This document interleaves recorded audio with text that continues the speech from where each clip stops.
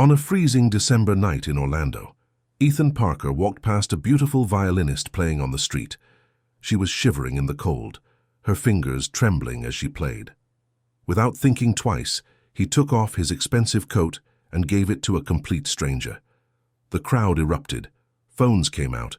Everyone was recording. But nobody knew the real story, that this girl's family had been destroyed by men exactly like him, that his mentor was connected to her tragedy, that this one act of kindness would force him to choose between the empire he'd built and the only person who ever made him feel truly alive. This is the story of how a single moment of compassion unraveled everything and rebuilt it into something neither of them expected. The December wind cut through International Drive like a knife, unusual for Orlando, but not unheard of. Ethan Parker pulled his wool coat tighter around his shoulders as he walked past the endless parade of tourist traps and chain restaurants that lined the street. The meeting had been a disaster. 3 hours of his life wasted listening to investors who wanted to pivot the vision of his tech startup into something unrecognizable. At 26, Ethan had already learned that success tasted like cold coffee and sounded like people who had never built anything telling you how to build everything. His phone buzzed incessantly in his pocket, probably his business partner Marcus again, asking how it went. Ethan ignored it. He needed to walk, to think, to remember why he had started this company in the first place. That's when he heard the violin. The sound floated above the noise of traffic and chattering tourists, a haunting melody that seemed to wrap around the cold air itself. Ethan stopped, his business mind momentarily silent, and followed the music to its source. She stood beneath a streetlight near one of the outdoor shopping plazas, a young woman with auburn hair that caught the artificial light like copper wire. Her fingers moved across the violin strings with a precision that spoke of years of training, but it was her face that arrested him, eyes closed, completely lost in the music, as if the crowded street had disappeared and she was playing in a grand concert hall instead of on a sidewalk. Ethan noticed two things simultaneously. She was extraordinarily beautiful, and she was shivering. The girl wore only a thin cardigan over a simple black dress, completely inadequate for the 40-degree temperature. Her violin case lay open at her feet, containing a handful of crumpled bills and loose change. As she played, her shoulders trembled, and occasionally her bow hand shook slightly, disrupting the otherwise flawless performance. A small crowd had gathered, mostly tourists stopping for a moment before hurrying back to their warm hotel rooms. Ethan watched as a family dropped a $5 bill in her case and walked away, the parents already arguing about which restaurant to try next. The song ended, and the violinist opened her eyes. They were green, Ethan noticed, the color of sea glass. She smiled politely at the remaining onlookers and launched immediately into another piece, Bach, if Ethan's limited classical knowledge served him correctly. Her breath came out in visible puffs, and her nose had turned red from the cold. Something twisted in Ethan's chest. He had been so consumed with his own problems, his own frustrations with wealthy investors who treated people like chess pieces, that he had forgotten what real struggle looked like. This girl was clearly freezing, clearly needed every dollar in that case, and yet she played with the passion of someone performing at Carnegie Hall. Without thinking, Ethan unbuttoned his coat. It was a nice coat, a charcoal grey Burberry that Marcus had convinced him to buy last year. "You need to look the part," Marcus had said. "Nobody invests in someone who looks like they're still in college." Ethan had paid $800 for it, which seemed obscene for something to keep you warm, but it had become a sort of armor for meetings and presentations. He walked forward, causing several people in the small crowd to glance at him curiously. The violinist's eyes flickered open, registering his approach, but she kept playing. Up close, Ethan could see the determination in her face, the way she pushed through the cold through sheer will. The song reached a delicate passage, and in that moment of relative quiet, Ethan spoke. "Excuse me." She stopped playing, lowering the violin slightly. "Yes?" Her voice was hoarse, probably from the cold. Ethan held out his coat. "You're freezing. Please, take this." The girl stared at the coat, then at Ethan, then back at the coat. Her green eyes widened with something like shock. I I can't accept that. Sure you can. It's just a coat. Ethan kept his arm extended, feeling increasingly self-conscious as he realized the entire crowd was now watching this exchange with rapt attention. An elderly woman had pulled out her phone and was definitely recording. Just a coat? The violinist's eyebrows rose slightly. That's a Burberry. That coat costs more than I make in 2 months. Then you definitely need it more than I do. Ethan took a step closer, his voice softening. Look, I have 3 more coats at home. I live 10 minutes from here. You're out here making beautiful music for people, and you're turning blue. Just, please, take it. Something shifted in her expression. Suspicion melting into confusion, then into something that might have been wonder. She glanced down at the meager contents of her violin case, then back at Ethan's face, searching for something. Whatever she found there must have satisfied her, because she slowly reached out and took the coat. It was too big for her frame, hanging past her hands and nearly to her knees, but when she wrapped it around herself, the relief on her face was immediate and profound. She closed her eyes for a moment, just breathing, and when she opened them again, she was smiling. It wasn't a polite smile or a grateful smile. It was a real smile, the kind that transformed her entire face, crinkling the corners of her eyes and revealing a small dimple in her left cheek. It was the smile of someone who had forgotten what genuine kindness felt like. The crowd erupted in applause. Ethan blinked, suddenly aware that at least 20 people were now watching them, several with phones out. The elderly woman was openly crying. A young couple was clapping enthusiastically. Someone shouted, "That's what I'm talking about." The violinist's cheeks flushed pink and she laughed, a sound like wind chimes. "I think you just made yourself famous," she said to Ethan. "I was just trying to make you warm," Ethan replied, feeling his own face heat up despite the cold. She looked down at the coat, running her hand over the expensive fabric, then back up at him. "I'm Lily," she said. "Lily Monroe." "Ethan Parker." He held out his hand, and she shook it. Her fingers were ice-cold even through her gloves. "Well, Ethan Parker," Lily said, wrapping the coat tighter around herself, "you just changed my entire opinion of men in expensive suits." Her tone was light, but there was something deeper in her eyes.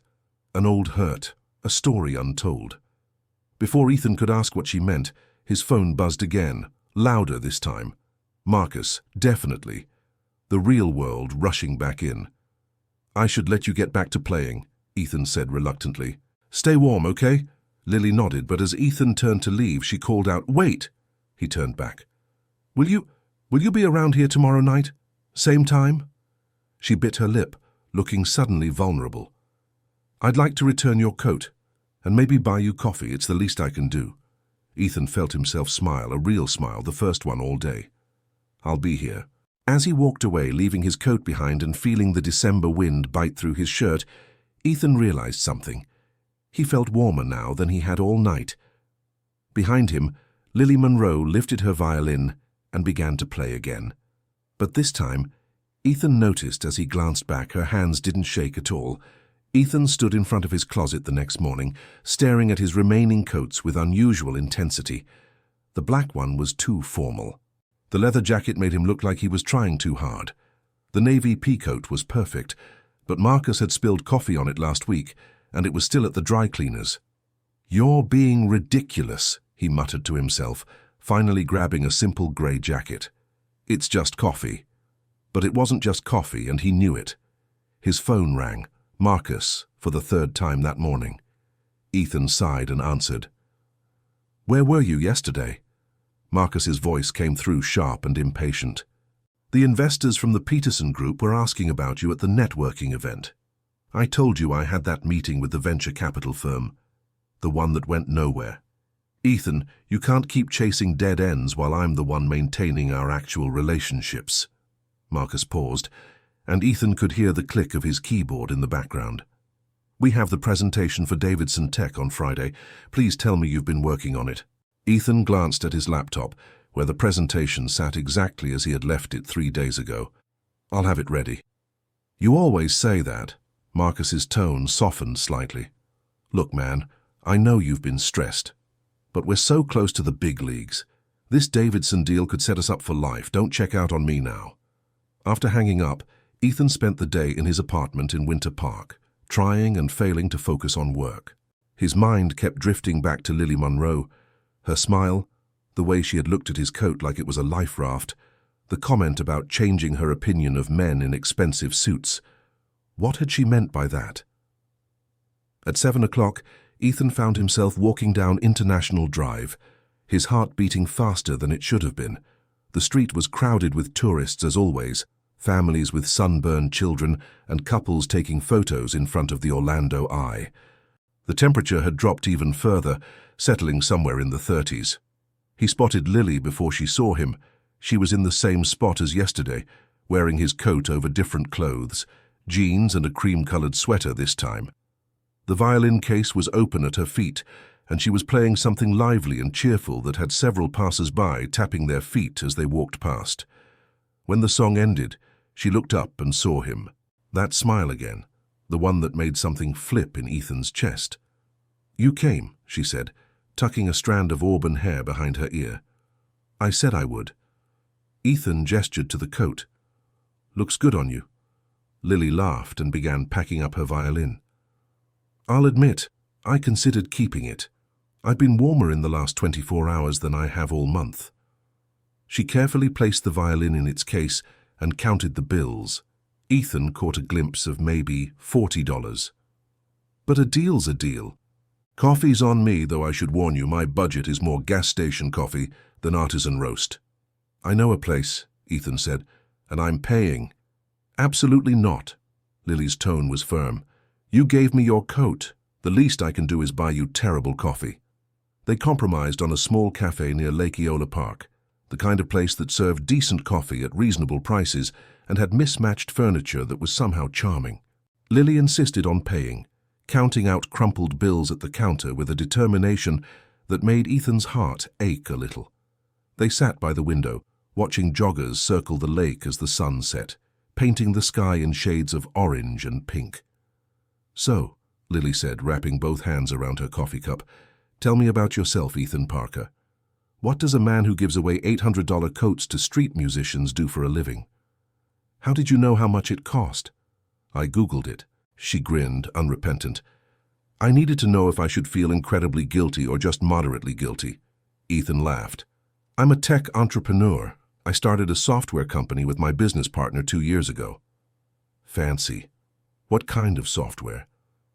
"Data analytics for mid-sized businesses. It's about as exciting as it sounds." Ethan took a sip of his coffee. It was actually pretty good. "We help companies make sense of their customer data, predict trends, that sort of thing." "And is it successful? The company?" "Getting there."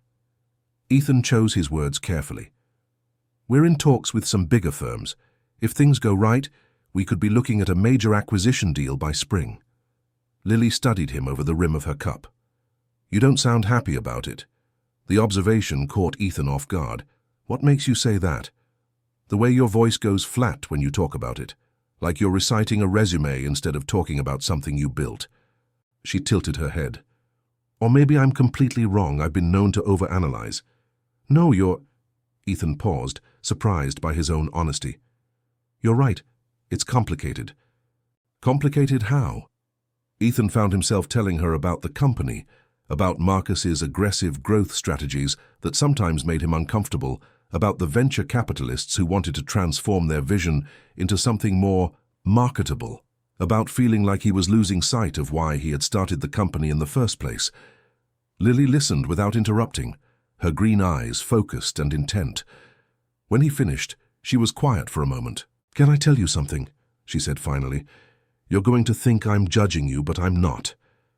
"Okay." "When I saw you yesterday, before you gave me the coat, I had already decided what kind of person you were." Lily's expression grew serious.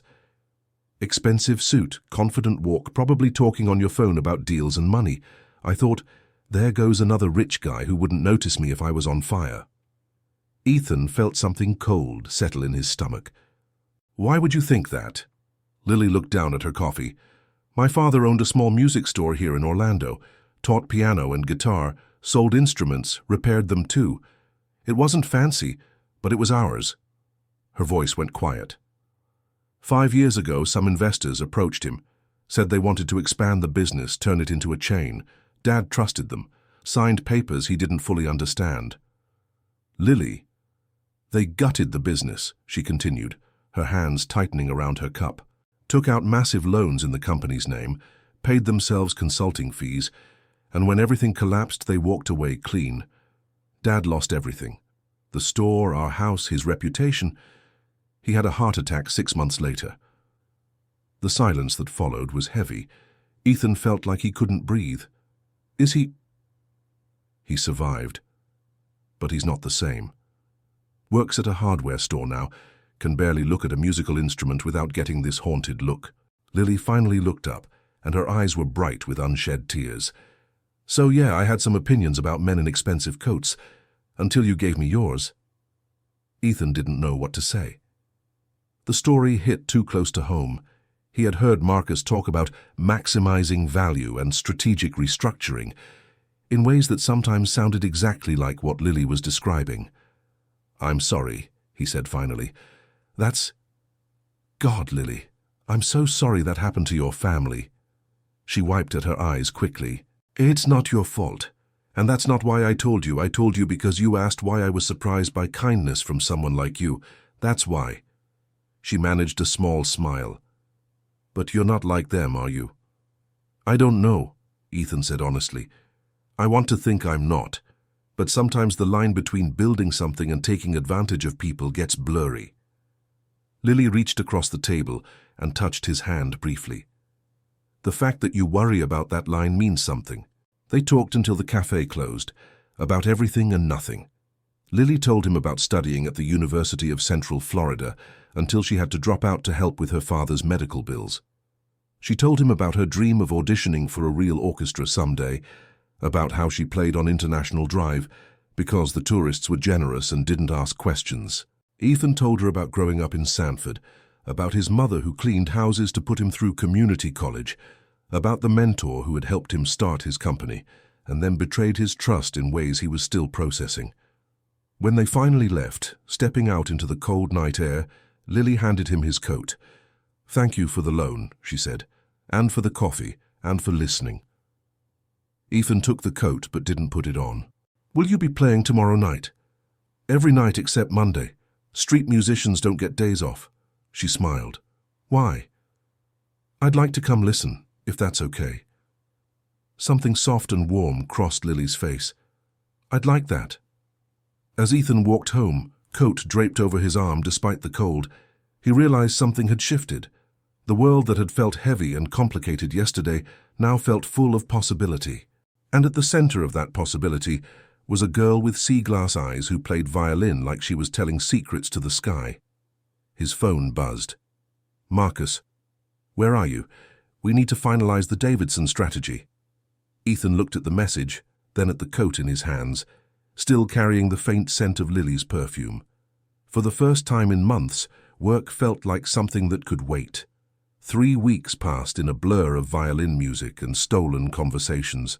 Ethan found himself on International Drive every night that Lily played, sometimes arriving early just to watch her set up, the way she rosined her bow with careful precision and tuned each string by ear. He learned that she favored Vivaldi when the weather was nice, and Bach when she was feeling melancholy. He discovered that she had a habit of closing her eyes during the most emotional passages, and that she always smiled when a child dropped coins in her case. They had fallen into an easy rhythm. Lily would play for 2 hours, and then they would walk to different spots around Orlando, sometimes Lake Eola, sometimes the quieter streets of Winter Park, once even to Lowe Gardens just before closing time. They talked about everything, music and business, dreams and disappointments, the strange intimacy that comes from being strangers who decide to stop being strange. Ethan had never felt this way before, this constant pull toward another person. Even when he was supposed to be working, his mind drifted to Lily, wondering what she was doing, whether she was warm enough, if she thought about him the way he thought about her. Marcus had noticed the distraction. "You're somewhere else, man," Marcus said during their Friday meeting at their small office near downtown Orlando. He leaned back in his chair, studying Ethan with sharp brown eyes. "The Davidson presentation is in 2 days. and you're acting like it's a homework assignment instead of a seven-figure deal. I'm focused, Ethan said, pulling his attention back to his laptop screen. The presentation is ready. Is it? Marcus stood and walked to the window overlooking Orange Avenue. Because from where I'm standing, it looks like you've been coasting for weeks. Phone calls you don't return, meetings you show up late to, and don't think I haven't noticed you disappearing every night around 7. Ethan felt defensive heat rise in his chest. I'm handling my responsibilities. Are you? Marcus turned, and there was something hard in his expression now. We're about to step into the big leagues, Ethan. This isn't the time for whatever midlife crisis you're having at 26. It's not a midlife crisis. You're just what, having second thoughts? Marcus's voice sharpened. Because if you are, you need to tell me now. I've put everything into this company. My reputation, my savings, my relationships. I can't have you checking out when we're this close. The words stung because they carried truth. Ethan had been distracted, had been questioning things he used to take for granted. Meeting Lily had cracked something open inside him, made him look at his life with fresh eyes, and what he saw didn't always sit comfortably. I'm not checking out, Ethan said quietly. I'm just trying to make sure we're building something I can be proud of. Marcus's expression softened slightly. We are, man. We're helping businesses succeed. That's good work. He came back to the desk, clapping Ethan on the shoulder. Look, I get it. The pressure's intense. But we're so close. Just stay with me until the Davidson deal closes, okay? After that, take a vacation, date someone, do whatever you need to do. After Marcus left, Ethan sat alone in the office as the sun set over Orlando, painting the sky in shades of purple and gold. His phone showed 6 texts from Lily, photos of a street cat that had been visiting her spot, a joke about a tourist who had requested that song from Titanic, a simple "miss you" that made his heart ache. He thought about what Marcus had said. About focus and priorities and not losing sight of the goal. But what was the goal, really? Money, success, and at what cost? His phone rang, interrupting his thoughts. The caller ID showed a name that made his stomach drop. Richard Chen, his former mentor. Ethan stared at the screen for 3 rings before answering. Hello? Ethan. Finally. Richard's voice was warm and jovial, the same voice that had guided him through starting his business, that had taught him everything about the tech industry, the same voice that had lied to him about where their seed money came from. I've been trying to reach you for weeks. I've been busy. Too busy for the man who gave you your start. Richard laughed, but there was an edge to it. I heard through the grapevine that you're closing a deal with Davidson Tech. Congratulations. How did you hear about that? I hear about everything, you know that. I also hear you've been asking questions about the Henderson acquisition. Ethan's grip tightened on the phone. The Henderson acquisition, the deal that had put Richard's previous company on the map 3 years ago. Also the deal that had destroyed a small family business and left its owner bankrupt. Ethan had only recently learned the details, and they had been haunting him. Just doing my due diligence, Ethan said carefully. Due diligence. Richard's tone cooled. Ethan, let me give you some advice. The past is the past. What matters is building the future. You're about to make more money than you ever dreamed of. Don't sabotage it by developing a conscience. A conscience, Richard? You destroyed that man's life. I bought a failing business at fair market value. It's not my fault he couldn't adapt to the modern economy. Richard sighed, and when he spoke again, his voice was almost paternal. Listen, I know you're young and idealistic. I was too once. But you'll learn that in business, there are winners and losers. The only question is which one you want to be. What if I don't accept that binary? Then you'll end up playing violin on a street corner for change. Richard paused. Or maybe that's what this is about. Marcus mentioned you've been distracted. New girlfriend? Ethan felt cold all over. Marcus told you about my personal life. Marcus and I talk sometimes. He's worried about you, so am I. Richard's voice softened into something that might have been concern, but felt like manipulation. You're a brilliant kid, Ethan. Don't throw away your future for some girl you just met. After the call ended, Ethan sat in silence, his mind racing.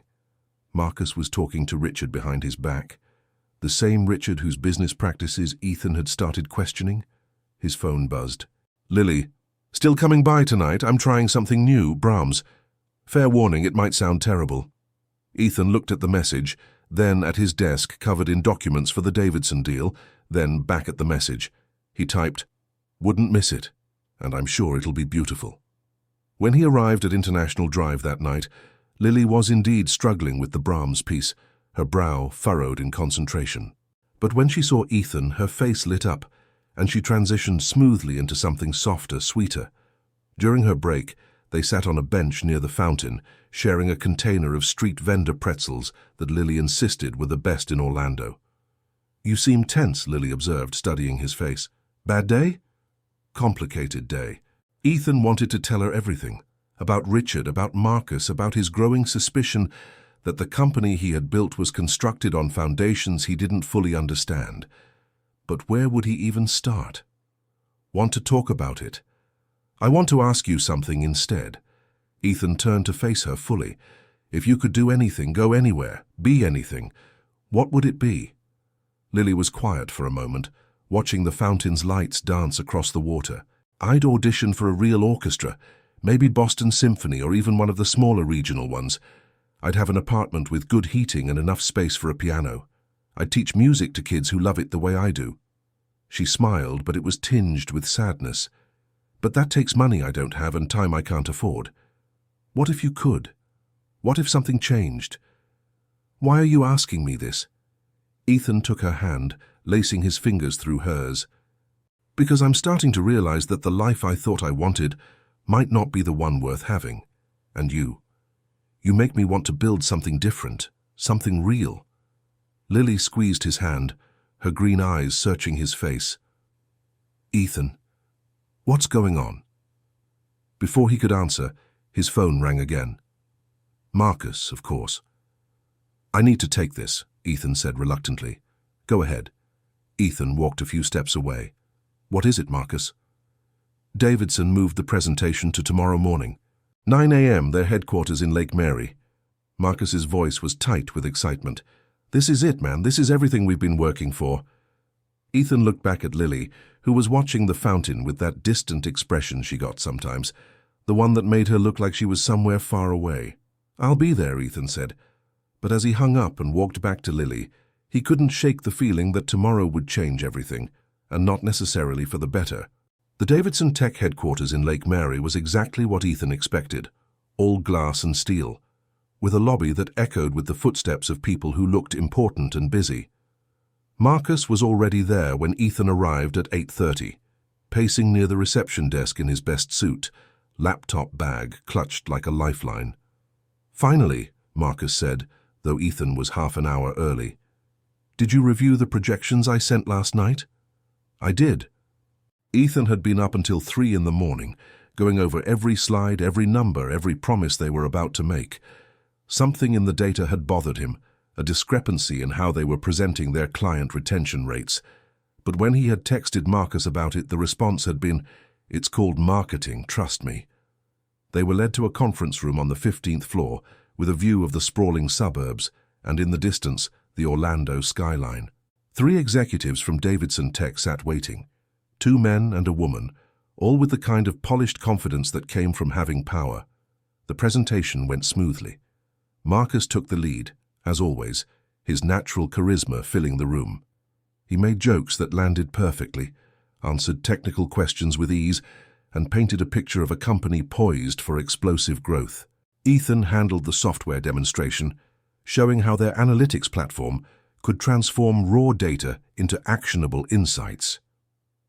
"Impressive," said Jennifer Walsh, Davidson's chief technology officer, a woman in her 50s with sharp eyes and a sharper reputation. "You've built something solid here. The question is scalability. Can your current client base support the growth trajectory you're projecting?" "Absolutely," Marcus said without hesitation. "We're onboarding new clients every week and our retention rate is 87%, Ethan interrupted, his voice quiet but firm. "Not 93% like the slide shows. I checked the numbers this morning." The room went silent. Marcus's smile froze on his face. Jennifer leaned forward, her expression unreadable. That's quite a difference. Which is it? Marcus recovered quickly, his laugh easy and dismissive. Ethan's being overly conservative with the data. The 93% figure accounts for clients who've verbally committed to renewal, but haven't actually renewed yet, Ethan finished. He felt Marcus's eyes boring into him, but kept his gaze on Jennifer. The 87% is the accurate current retention rate. The 93% is projected, assuming certain conditions are met. I see. Jennifer made a note on her tablet. And are there other projections in your presentation that we should know about? The meeting deteriorated from there. Marcus tried to salvage it, spinning the numbers as industry-standard optimistic forecasting, but the damage was done. The Davidson executives exchanged glances that Ethan had learned to read in 2 years of pitching, the look that meant thanks but no thanks. When they were finally dismissed with a polite, "We'll be in touch," Marcus didn't speak until they reached the parking lot. Then he exploded. What the hell was that? Marcus's face was red, his voice shaking with fury. Do you have any idea what you just did? I told the truth. You sabotaged us. That deal was done, Ethan, done. And you torpedoed it over 6 percentage points? It wasn't 6 percentage points. It was lying to potential partners. Ethan felt surprisingly calm, despite the adrenaline coursing through his veins. When did we become the kind of company that fudges numbers to close deals? It's not fudging, it's forecasting. Everyone does it. Marcus ran his hands through his hair, looking like he wanted to hit something. God, I knew you were distracted, but I didn't think you'd actively destroy what we built. What we built or what you built? The question came out sharper than Ethan intended. I've been going through our books, Marcus, really going through them. The Henderson deal, our seed funding, some of the acquisition strategies you've been pushing. Don't, Marcus's voice went cold. Don't go down that road. Why not? Because I'll find out that Richard Chen is more than just your occasional contact? That you've been modeling our growth strategy on his playbook? Ethan stepped closer. That playbook destroys small businesses, Marcus. It's what happened to... He stopped himself, but too late. To who? Marcus's eyes narrowed. This is about that girl, isn't it? The street musician? Her name is Lily. I don't care what her name is. I care that she's turned you into someone who doesn't recognize an opportunity when it's handed to him. Marcus's laugh was bitter. Let me guess. She's got some sob story about her family being screwed over by big business and now you're having an existential crisis. Don't talk about her like that. Why not? It's true, isn't it? Marcus shook his head. You want to know the real world, Ethan? The real world is full of people like her father, people who can't adapt, can't compete, and then blame everyone else when they fail. We're not the bad guys for being better at business than they are. Something snapped inside Ethan. Get out. What? Get out of my car, we're done. Marcus stared at him for a long moment, then laughed, a sharp, humorless sound. You're serious. You're actually throwing away everything over some girl you've known for 3 weeks. No, Ethan said quietly. I'm throwing away a partnership with someone who thinks people are just resources to be exploited. There's a difference. Marcus grabbed his laptop bag and got out of the car. But before he closed the door, he leaned back in. You know what the funny thing is? Richard told me this would happen. Said you were too soft for the big leagues, that eventually your conscience would get in the way. I defended you. He straightened up. Good luck with your street musician, Ethan. I hope she's worth poverty. Ethan drove away, his hands shaking on the steering wheel. He should have felt devastated. He had just blown up a major deal and ended his business partnership in the span of 30 minutes. Instead, he felt light, like he had been carrying something heavy for so long that he had forgotten what it felt like to stand up straight. His phone buzzed. Multiple texts from Marcus. You'll regret this. I'm talking to a lawyer. Hope she's worth it. Then one from Lily. Good luck today. Sending all the positive vibes. Coffee after. Ethan looked at the message for a long time, his thumb hovering over the keyboard. Then he typed, Coffee sounds perfect, but I need to tell you something important. Her reply came immediately. Should I be worried? Maybe. I'll explain tonight. He spent the afternoon driving aimlessly around Orlando, processing what had happened.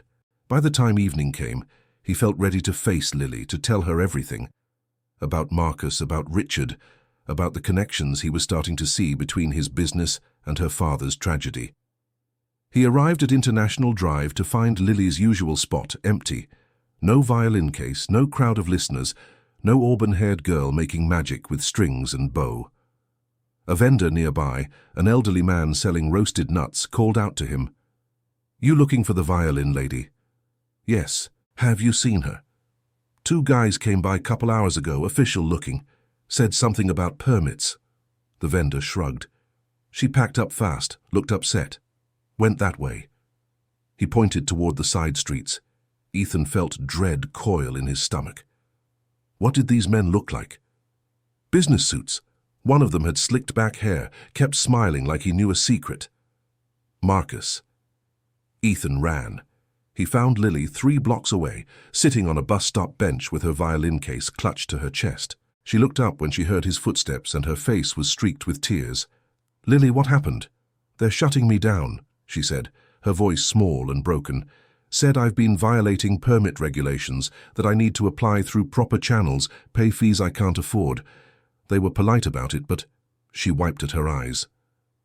"This is how I pay rent, Ethan. This is how I eat.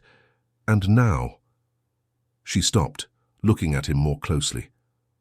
"Wait. You knew this would happen. That's what you wanted to tell me, isn't it?" Ethan felt sick. "My business partner. I think he did this to get back at me. We had a fight today and I mentioned you and—" "You mentioned me to him?" Lily stood up, backing away. "Why would you do that?"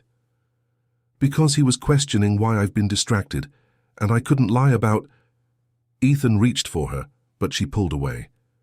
"Who are you, really?" Lily's voice shook. "I told you about my father, about what those men did to him, and now your business partner is doing the same thing to me." "It's not like that." "Then what is it like? Explain to me how this isn't exactly what I was afraid of." Ethan opened his mouth, but no words came. Because she was right. He had brought his world into hers, and it had destroyed something beautiful before it even had a chance to bloom. "I trusted you," Lily whispered. "I trusted you." She picked up her violin case and walked away, disappearing into the Orlando evening, leaving Ethan standing alone on the sidewalk with the taste of ashes in his mouth. Ethan didn't sleep that night. He sat in his apartment in Winter Park, staring at his laptop screen, tracing the connections he should have seen earlier. Marcus had contacts in the city's licensing department. He had bragged about it once, how knowing the right people made problems disappear. It would have been easy for him to make a few calls, mention an unlicensed street performer, set bureaucratic wheels in motion. The worst part was that Ethan had enabled it. By mentioning Lily, by breaking their partnership publicly, he had painted a target on her back without even realizing it. At 3 in the morning he started making a list, not a business plan this time, but a list of wrongs that needed righting. By dawn, he had a plan. The first call he made was to Jennifer Walsh at Davidson Tech. She answered on the 3rd ring, sounding amused. "Mr. Parker, I wasn't expecting to hear from you so soon." "I need to tell you something about yesterday's presentation," Ethan said, "and about my former partner." He laid it all out. The inflated numbers, the connections to Richard Chen, the business practices that crossed ethical lines. Every detail that Marcus had kept in shadow, Ethan brought into the light. It felt like confessing, like lancing a wound. When he finished, Jennifer was quiet for a long moment. "That's quite a story," she said finally. "You realize you've just killed any chance of us doing business with you." "I know. But you deserve to know the truth before making a decision. And what about you? What happens to your company now?" Ethan looked around his apartment, at the expensive furniture and gadgets that success had bought him. "I'm going to rebuild it, the right way this time, even if it takes years." Jennifer laughed softly. "You know what? I believe you. Call me in 6 months, Mr. Parker. If you're still standing, maybe we'll talk again." The second call was harder. Ethan pulled up the business registry records and found the information for James Monroe Music Store, or what had been the music store before it closed. The address listed was a modest house in Pine Hills. He drove there in the mid-morning, his heart pounding. The house was small but well-maintained, with a garden of native Florida plants and a faded blue sedan in the driveway. Ethan sat in his car for 10 minutes, gathering courage, before finally knocking on the door. The man who answered was in his 60s, with grey hair and tired eyes that still held traces of the warmth Lily had inherited. He wore a hardware store uniform, James Monroe, according to the name tag. "Can I help you?" His voice was polite, but wary.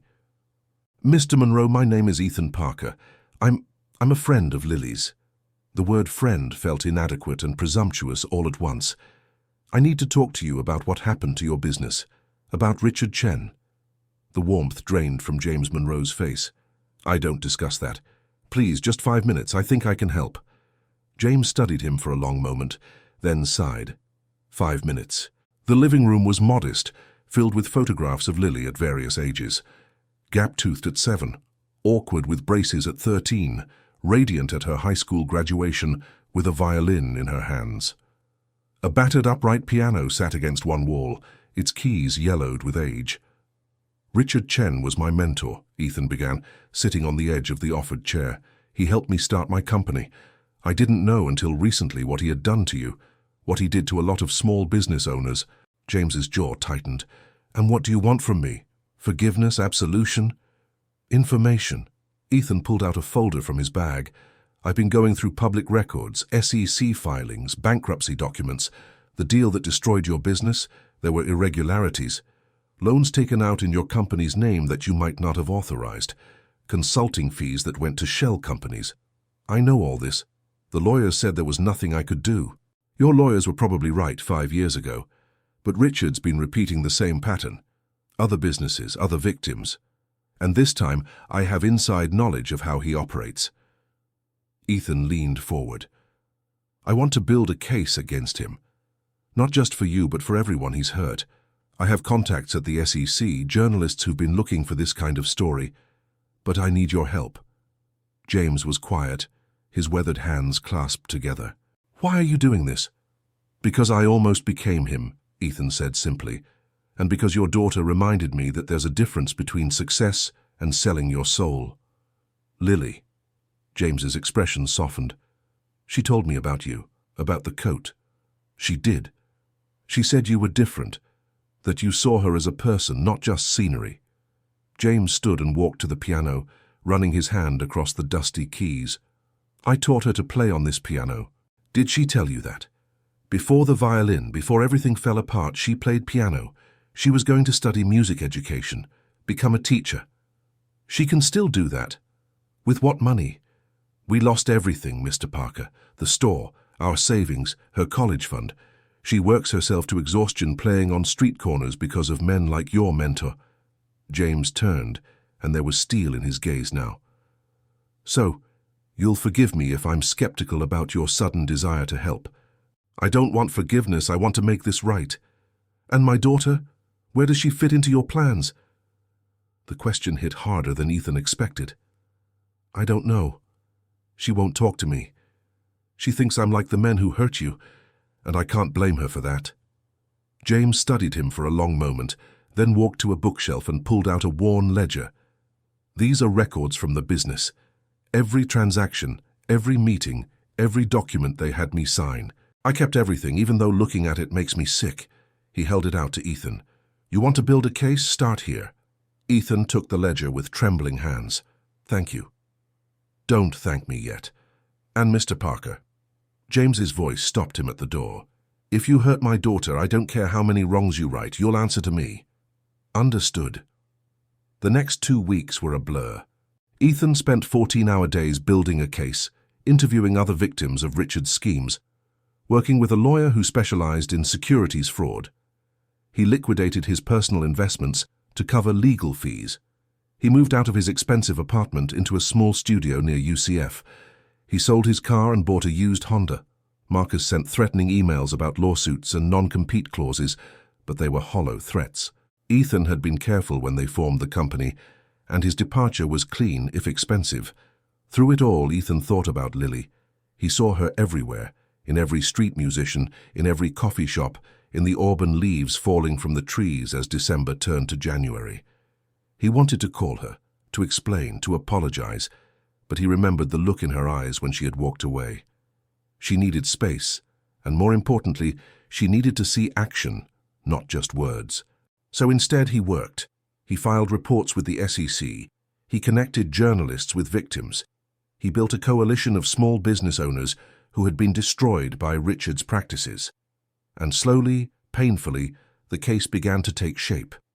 It was James who gave him Lily's address finally on a rainy January afternoon, 3 weeks after their first meeting. "She's been asking about you," James said over the phone. "Won't admit it, but she has. She's playing at the Winter Park Farmers Market on Saturdays now. Got her permits sorted out, thanks to someone who made some anonymous donations to cover the fees." "I don't know what you're talking about," Ethan said, though they both knew he was lying. "Right. Well, she's there tomorrow morning, 9 to noon, if you happen to be in the area." Ethan was there at 8:30, watching from a distance as Lily set up her music stand and rosined her bow. She wore his coat.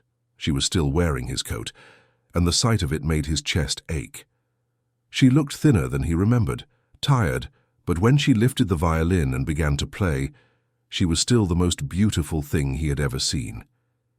He waited until her first break, when the crowd had thinned and she was counting her earnings.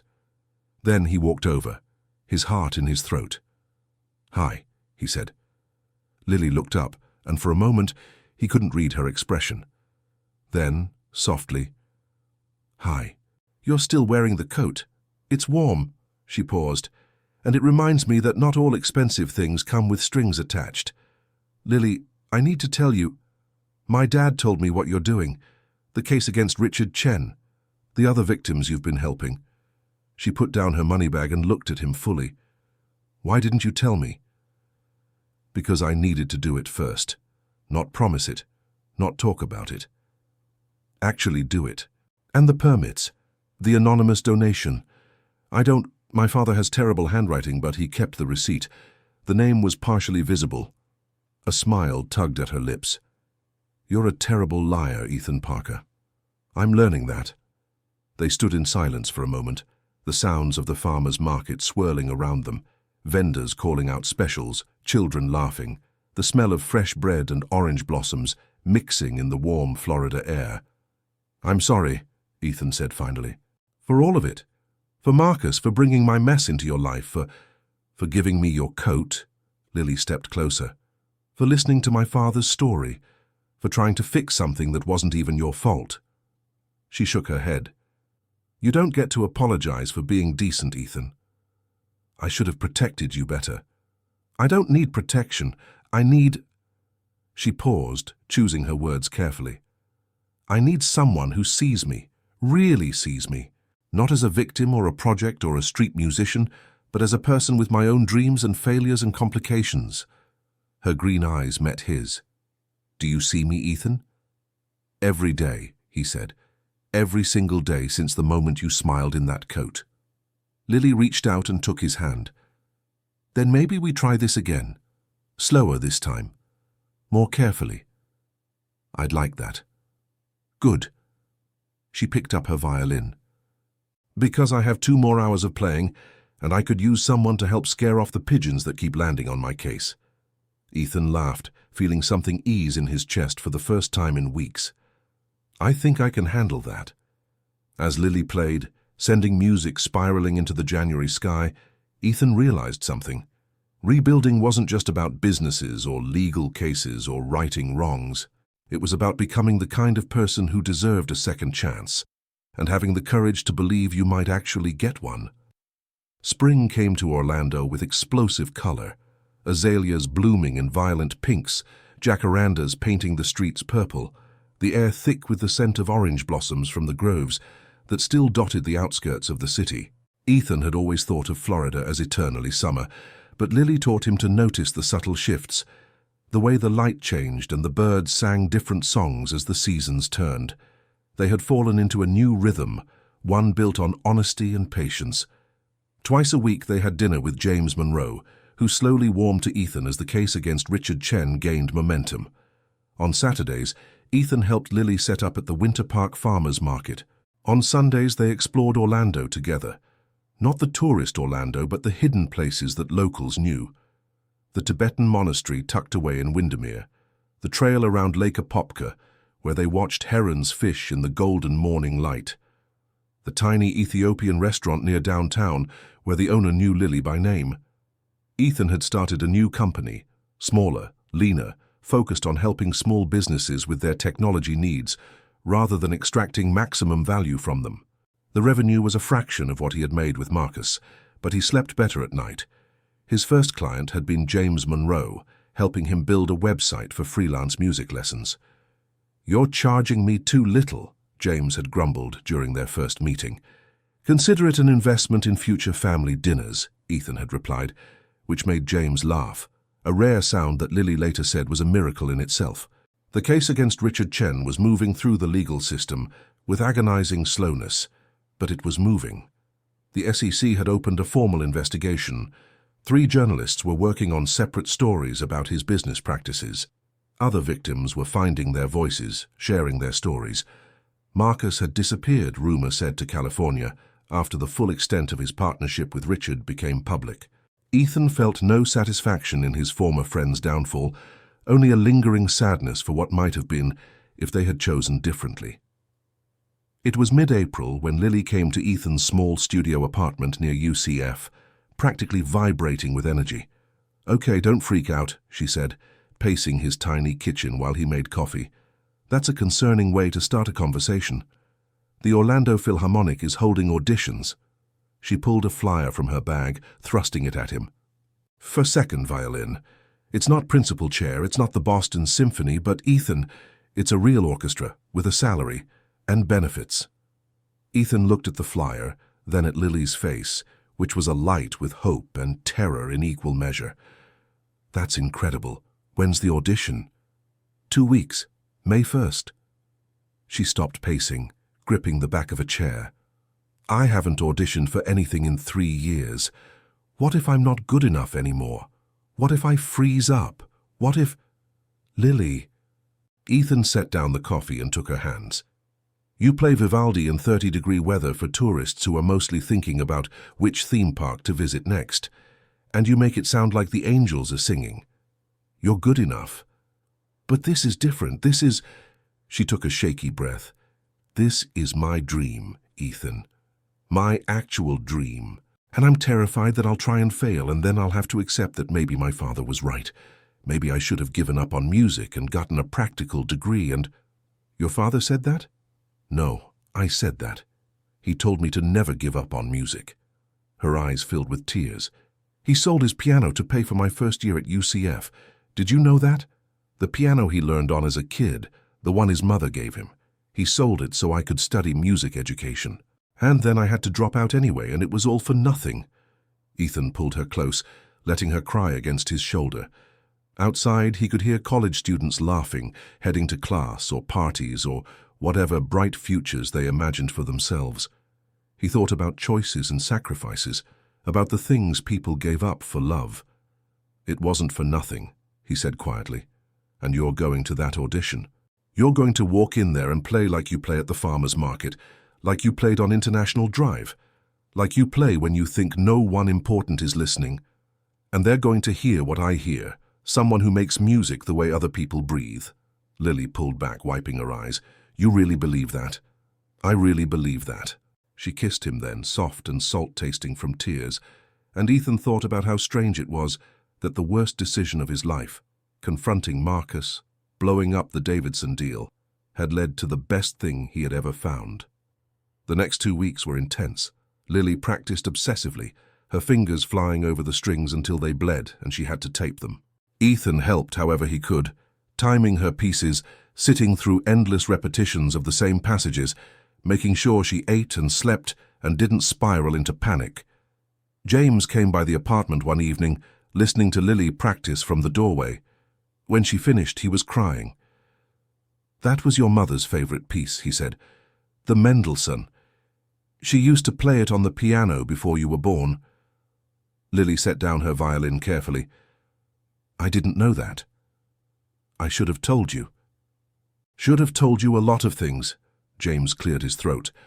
"Your mother would be so proud of you. I'm so proud of you." The night before the audition, Ethan couldn't sleep. He lay in bed, staring at the ceiling, thinking about all the ways the next day could go wrong. What if Lily didn't get the position? What if the rejection crushed her? What if she did get it and realized she didn't need him anymore, that he was just the man who gave her a coat when she was cold? "You're thinking too loud," Lily murmured beside him. She had started staying over most nights, her presence in his small space feeling more natural than anything in his expensive old apartment ever had. "Sorry." She rolled over, propping herself up on one elbow. In the dim light from the window, her eyes were dark pools. "Whatever happens tomorrow, we're okay. You know that, right?" "I know." "Liar." She smiled softly. "You're afraid I'll get the job and won't need you anymore." "How did you—" "Because I'm afraid of the same thing, that I'll fail and you'll realize you're with someone who can't even achieve their basic dreams." She traced a finger along his jawline. "But here's what I've learned from watching you rebuild your company, from watching my father start to heal. Sometimes the dream changes. Sometimes it becomes something different than what you imagined, but better." "Better how?" "You gave me a coat when I was cold, but you also gave me something else. You reminded me that kindness isn't weakness, that success doesn't have to mean stepping on people, that it's possible to build something beautiful without destroying something else first." She kissed him softly. "Whether I get this job or not, that was the real gift." The Dr. Phillips Center for the Performing Arts was stunning in the late morning light, all curves and glass overlooking Lake Lucerne. Ethan waited in the lobby while Lily went backstage, her violin case clutched white-knuckled in her hands. James sat beside him, equally tense. "She'll be fine," Ethan said, more to himself than to James. "I know." James didn't sound convinced. They could hear muffled music from somewhere deep in the building. Other auditioners warming up, scales and arpeggios echoing through the halls. Each piece felt like a judgment, a reminder of how many talented people wanted the same thing Lily wanted. An hour passed, then 2. Ethan's coffee went cold in his hand. Finally, Lily emerged from the backstage area. Her face was unreadable as she walked toward them, and Ethan felt his heart stop. Then she smiled, that same smile from the first night, the one that had changed everything. "I did it," she said, her voice wondering. "I actually did it. They said I should hear back in a week, but the conductor stopped me after and said—" She paused, as if afraid to say it out loud. "He said it was one of the best auditions he'd heard all day." James let out a whoop that echoed through the fancy lobby, earning disapproving looks from the staff, but causing Lily to laugh. A bright, unrestrained sound of pure joy. Ethan pulled her into his arms, lifting her off the ground, feeling her heart racing against his chest. "I'm so proud of you," he whispered. "I couldn't have done it without you. Either of you." She looked between Ethan and her father, her eyes shining. "Thank you for believing in me when I stopped believing in myself." They celebrated at the Ethiopian restaurant, where the owner brought out complimentary champagne despite it being noon on a Thursday. James told stories about Lily as a child, about her first violin lesson, where she had insisted on playing Beethoven before she knew how to hold the bow properly. Lily blushed and protested, but couldn't stop smiling. Ethan watched them, feeling a contentment he had never experienced in all his previous success. This was what mattered, not deals or acquisitions or impressing investors, but this, a girl achieving her dream, a father getting to witness it, and the strange grace of being allowed to be part of it all. His phone buzzed, an email from Jennifer Walsh at Davidson Tech. "Heard about the SEC investigation you helped initiate. Impressive work.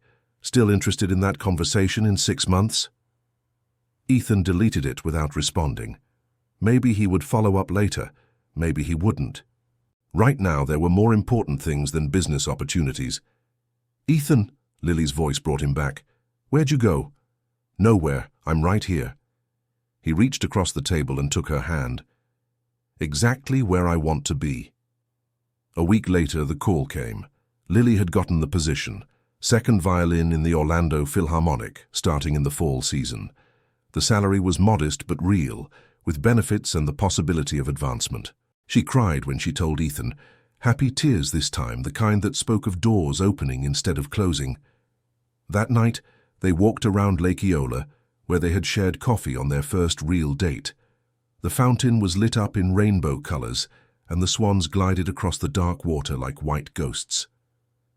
"I need to tell you something," Lily said, stopping near the bandshell where, in a few months, she would actually perform as part of the orchestra.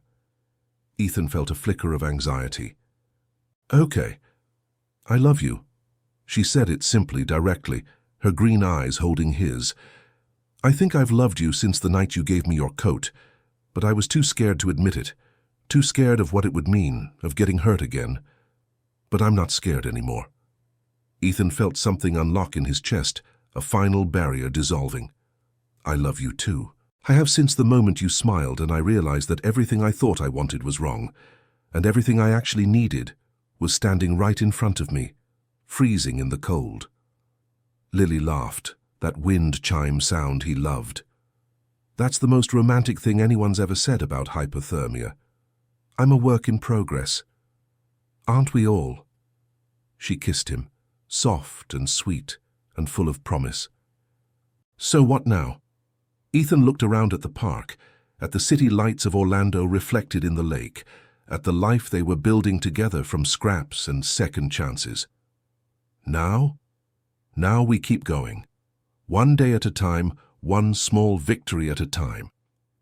"Sounds perfect," Lily said, and in the warm Florida night with the fountain dancing and the future stretching out before them like a symphony waiting to be played, Ethan had to agree. 6 months later, December returned to Orlando with the same crisp cold that had brought Ethan and Lily together. But this time, everything was different.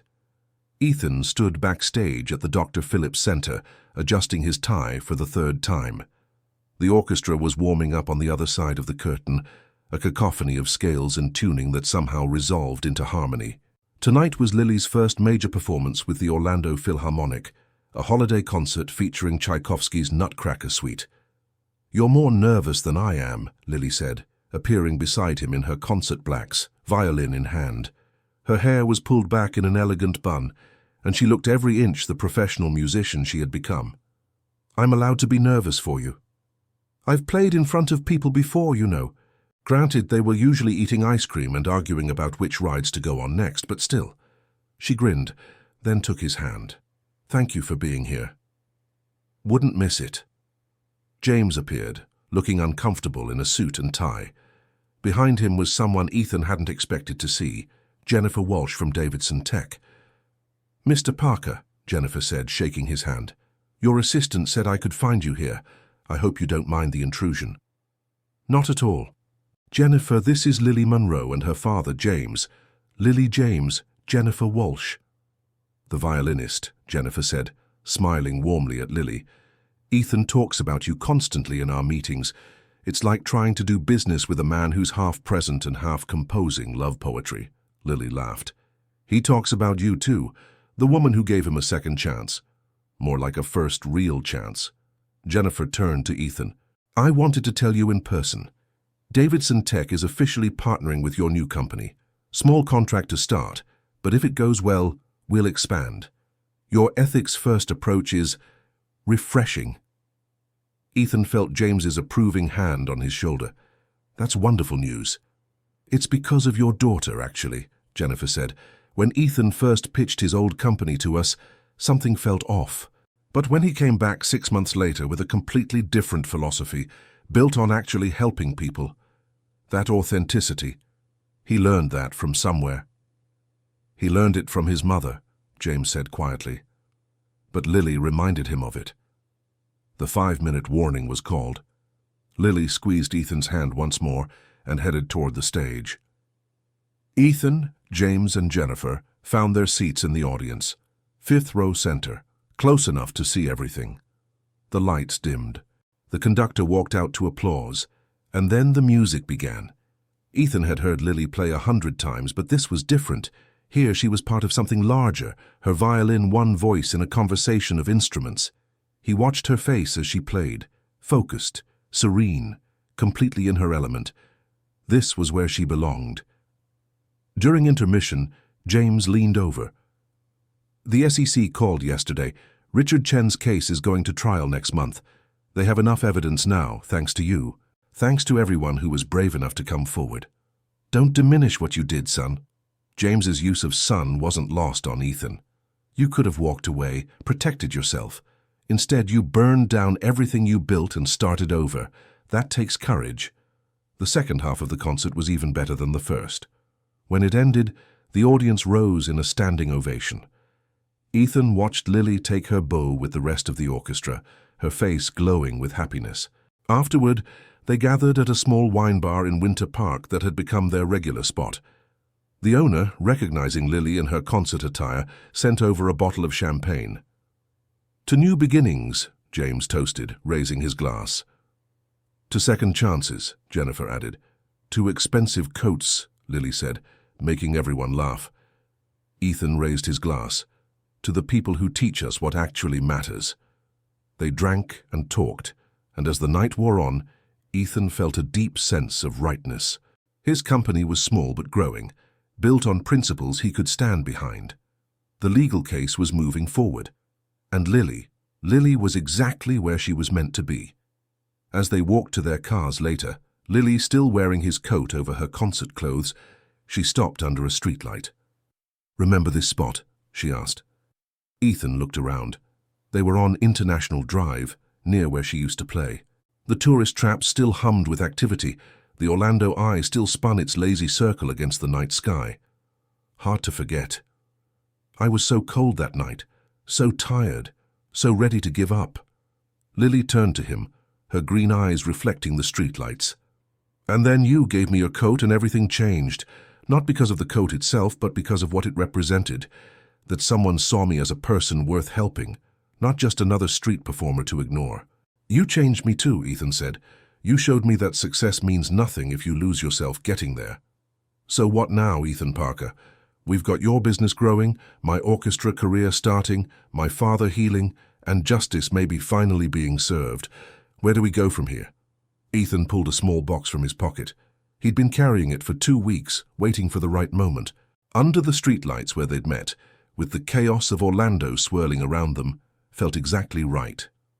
"I was thinking," he said, opening the box to reveal a simple silver ring with a small diamond.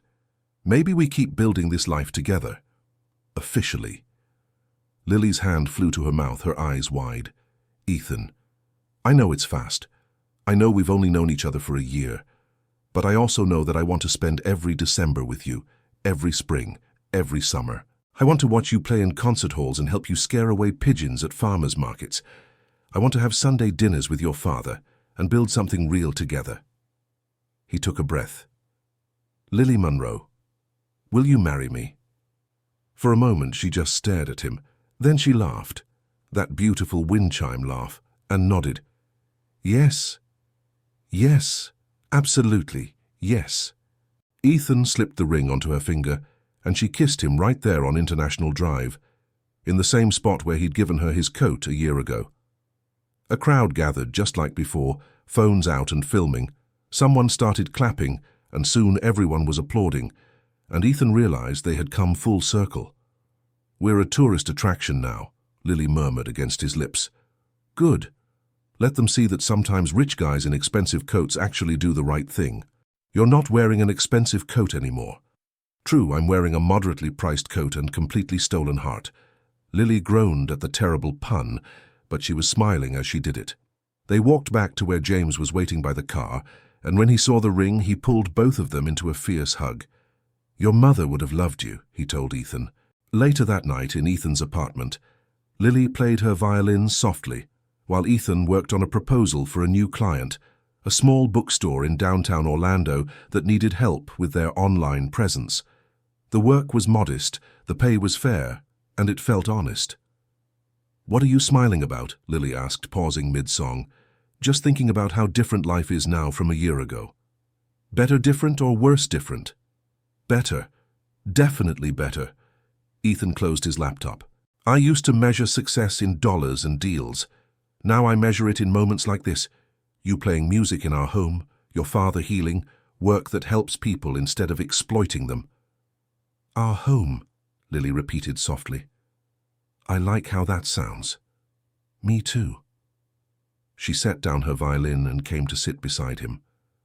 I never thanked you properly, you know, for that night, for seeing me when I was invisible to everyone else. You were never invisible, Lily. You were the brightest thing on that whole street, and you were the only one who noticed. She leaned her head on his shoulder.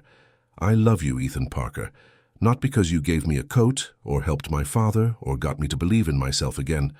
I love you because you're kind when kindness isn't profitable, because you chose to rebuild rather than compromise, because you make terrible puns and think they're hilarious.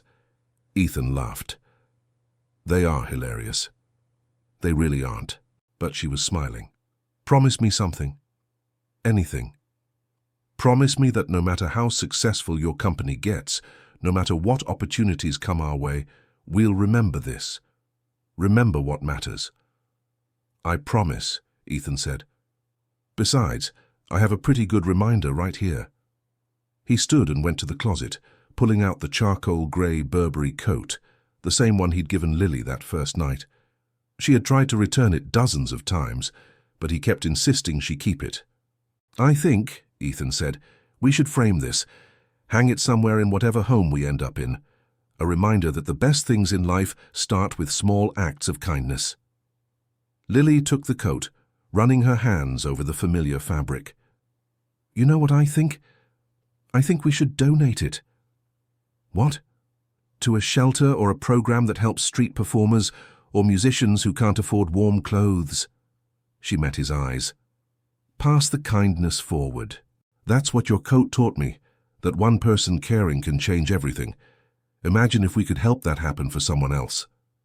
Ethan pulled her close, overwhelmed by how much he loved this woman who had taught him that giving things away made you richer than keeping them ever could. That's perfect, he said. Outside, Orlando carried on. Tourists seeking magic, dreamers chasing possibilities, and somewhere on some street corner, maybe another cold musician was playing for spare change, waiting for someone to notice, to care, to remind them that kindness still existed in the world. And inside a small apartment near UCF, two people who had found each other in the cold were building something warm and real and lasting, not because it was easy or profitable or impressive, but because it was true. That, Ethan thought as Lily picked up her violin again and filled their home with music, was the only kind of success that mattered.